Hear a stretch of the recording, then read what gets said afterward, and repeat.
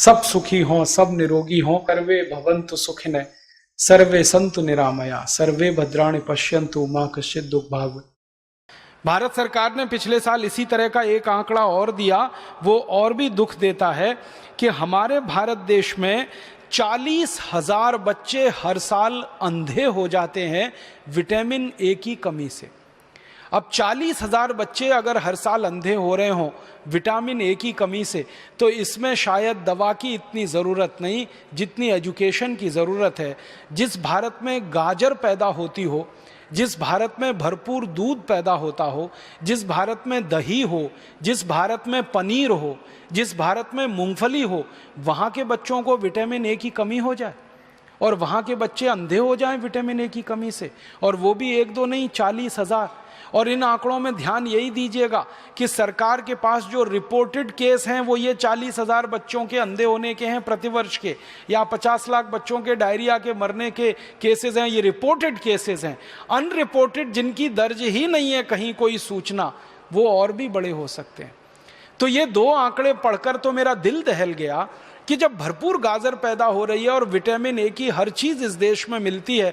बहुत सारे देश हैं दुनिया में जहां गाजर नहीं हो सकती, बहुत सारे देश हैं जहां मूंगफली नहीं हो सकती, बहुत सारे देश हैं जहां दूध नहीं है क्योंकि जानवर नहीं है, बहुत सारे देश हैं जहां मक्खन नहीं है, दही नहीं है, पनीर नहीं है क्योंकि उनके यहाँ जानवरों की संख्या नहीं है। वहाँ पर विटामिन ए की कमी से हज़ारों बच्चे अंधे हो जाएं तो एक बार को समझ में आता है, भारत जैसे देश में जहाँ प्रचुर भंडार है, सस्ती कीमत पर विटामिन ए उपलब्ध है, वहाँ अगर हज़ारों बच्चे 40,000 अंधे हो जाएं तो ये बहुत दुख होता है, धक्का लगता है दिल को। आप इसमें बहुत बड़ी भूमिका निभा सकते हैं। इस तरह की जो समस्याएं हमारे देश में हैं इनमें बहुत बड़ी भूमिका निभा सकते हैं। विटामिन सी की कमी हो जाए हमारे भारत देश में, तो आप जानते हैं कि इस देश में विटामिन सी का बहुत बड़ा स्रोत है आंवला, आसानी से उपलब्ध है, 10, 12, 15 रुपए किलो में आसानी से उपलब्ध है। जब सीज़न आता है तब आप इसको इकट्ठा करके रख सकते हैं और इसको सालों साल इस्तेमाल कर सकते हैं। अपने पतंजलि योगपीठ की तरफ से तो आंवले के कई उत्पादन हैं, लेकिन लोग चाहें तो इसको अपने घर में ही तैयार करके हमेशा के लिए रख सकते हैं। इतना बड़ा स्रोत है विटामिन सी का। अब हमारे पास प्रकृति ने दिया, भगवान ने दिया, विटामिन ए के स्रोत हैं। विटामिन B12 की तो भारत में कभी कमी नहीं हो सकती क्योंकि यहाँ के लोग जितने तरह की सब्जियाँ खाते हैं, जितने तरह के फल, मौसमी फल खाते हैं, सवाल ही नहीं उठता कि हमको विटामिन B12 कभी कमी हो जाए। ऐसे हमारे देश में प्रकृति के द्वारा जो बहुत सारे समृद्ध पदार्थ हैं, सस्ते हैं, कीमत में आसानी से उपलब्ध हैं, हर जगह होते हैं। सबसे बड़ी बात है कि आंवला भारत में हर जगह आसानी से मिल जाता है, गाजर भारत में हर जगह आसानी से मिल जाती है, टमाटर हर जगह आसानी से मिल जाता है। तो क्यों नहीं हम इनका हमारे मरीजों में, हमारे देश के साधारण नागरिकों में प्रचलन बढ़ाएं, और इस प्रचलन को हमारे देश में जितना ज़्यादा आप बढ़ा देंगे हमारे मरीजों की फालतू दवाओं पर निर्भरता उतनी कम हो जाएगी। कैल्शियम की कमी के आपके पास जितने सारे मरीज आते हैं और आप उनको कैल्शियम के बहुत सारे स्रोत बताते हैं और आप भारत में बहुत सारी सस्ती सस्ती चीज़ों से कैल्शियम को उपलब्ध करा सकते हैं। सबसे आसानी से कैल्शियम हमारे यहाँ उपलब्ध है चूने के पत्थर के रूप में, और चूने का पत्थर एक 50 पैसे का बाज़ार से खरीदो, पानी में डाल के उसको रखो तो इतना चूना बन जाता है कि साल, 2 साल, 5 साल, 10 साल हम बहुत आसानी से अपने कैल्शियम की पूरे परिवार की ज़रूरत कम कर सकते हैं। आप भारत के लोगों को एक छोटी सी बात कहिए, विनम्रता से मैं आपसे कहना चाहता हूँ, कुछ लोगों से कहिए कि कैल्शियम की कमी पूरी करनी है तो सेंडोज की गोलियाँ ले आते हैं। कैल्शियम सेंडोज की सैकड़ों रुपए की गोलियाँ आती हैं। बेचारा गरीब आदमी तो सोच के ही परेशान हो जाता है, फिर उसका खर्चा बहुत बढ़ जाता है। माताओं को अक्सर गर्भावस्था के समय में कैल्शियम की गोलियाँ आप सब बताते हैं, तो उनको इतना ही कह दीजिए कि चूना खाओ, और लोगों से कहिए चूना लगाओ मत, किसी को चूना खाओ। चूना लगाने के लिए नहीं है, खाने के लिए है। ये चूना लगाने की जो आदत आ गई है हम में, अंग्रेजों से सीख सीख कर हमने चूना लगाना सीख लिया सबको। पहले कोई इस देश में किसी को चूना नहीं लगाता था, अंग्रेजों के आने के बाद हमने चूना लगाना सीख लिया।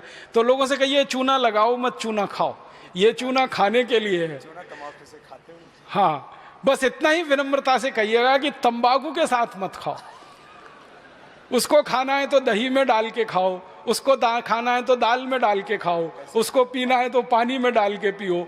मामूली सी मात्रा जीरे के दाने के बराबर, गेहूं के दाने के बराबर दही में, नहीं तो दाल में, नहीं तो सब्जी में, नहीं तो पानी में आसानी से खाया जा सकता है और बहुत बड़ा कैल्शियम का स्रोत है।